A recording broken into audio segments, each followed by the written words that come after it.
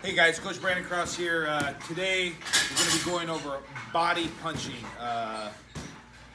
Getting those shots low, dropping the guard, taking your opponent's energy away from them, and even landing a single decisive shot that could get them out of there.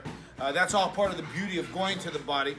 Also that it's a much bigger target than the head.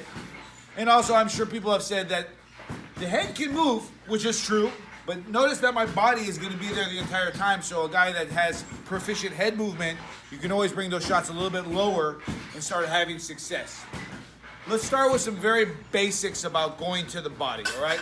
One of the big fundamental things is that you want to change your levels to be at the same height as the target that you're going to strike. I'll give you an example here.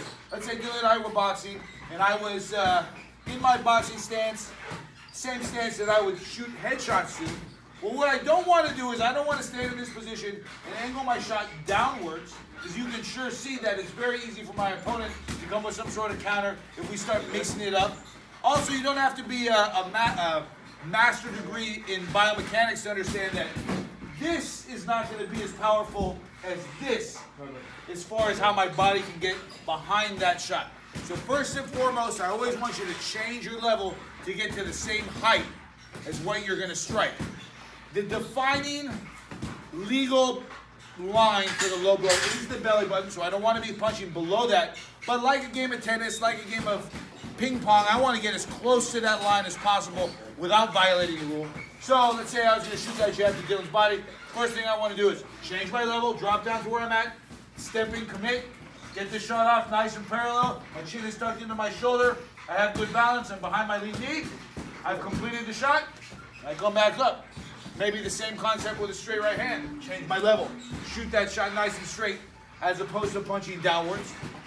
My favorite punch, that left hook to the body, getting low, coming right where that liver is, right where your rib ends and that soft tissue begins. That's where you want to be aiming with both that, well, with all your shots, honestly. That right hook to the body would be the same component, coming here, getting that shot off. But because there's no major organ on that side, like the liver, you're just never going to have the same effect as in landing the left hook. Probably the most deadly punch in boxing, in my opinion. 5 and 6, your uppercuts, they're a little bit different. When I shoot my uppercut to the chin, what I'm trying to do is slip into the guard and bring the chin up so I can strike it with better blows. When I go to the body with this shot, what I really want to go is inwards, below that guard or in the middle of that guard. You could imagine like if my hand were to go right out the back of my opponent. That's kind of the image you want to have as you're shooting these punches. Also, for these punches in particular, you're going to be very close to your opponent, changing your level, shooting in, coming back in your stance, like a stabbing motion, all right? There is a cumulative effect to throwing to the body. It wears on your opponent, both endurance-wise and their ability to absorb punishment-wise. So it's in your best interest to have a consistent body attack, especially as you start boxing longer and longer time frames, more and more rounds is what I'm trying to say, all right? But I also said that one good shot can definitely get a guy out of there KO style, and I would be pretty sure that a lot of people watching at home that have experience in boxing probably have had their biggest success going to the body in terms of stopping or hurting their opponents, all right? So I would want to strategically try to place those shots as much as I can. What I tell my fighters is go there early, go there often. Another benefit is going to be that my opponent don't want to get hit in the body, so they're going to be blocking these shots. They're going to be blocking these shots, and as you're going to see, inevitably their guard starts to go down, where maybe I can feint, come to that head, or shoot something low and then bring it high to have some sort of success. Earlier today, I had a lot of my Outlaws perform a drill where we select a certain shot to the head that is the setup shot to allow you to be in position to land a body shot. Let me give you a little bit of an example. So Dylan and I, what we're going to do is we're going to exchange this combination. A jab to the head followed by any legal body blow. Legal body blow meaning above the belly button, front half of the body. All right, Dylan, you go. You start.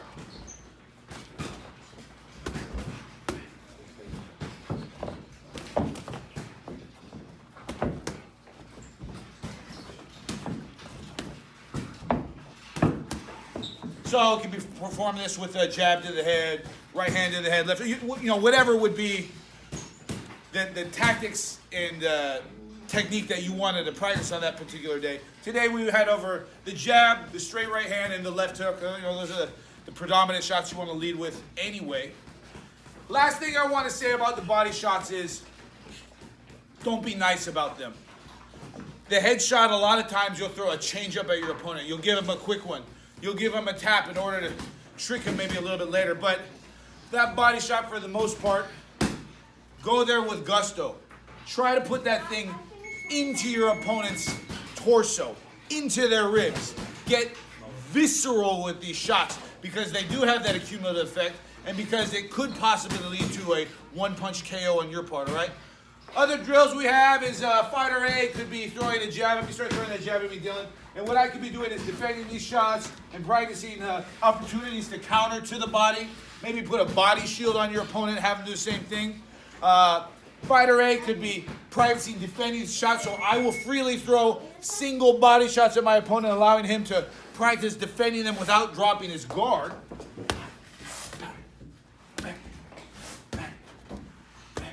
And getting used to, kind of taking these shots and absorbing them a little bit.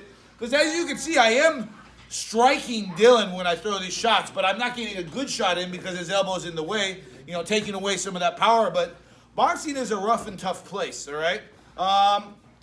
Some takeaways are change your level. Get as low as the punch that you want to be to throw that shot. Some other takeaways is start mixing in other levels to add into your attack. It's just going to make your opponent more open for your combination punching, all right? And practice defending these shots because sure enough, that's what your opponent's going to be doing. They're going to be trying to take you out with one of those body shots. Anyways, practice at home, like and subscribe, and keep tuning in. Like and subscribe.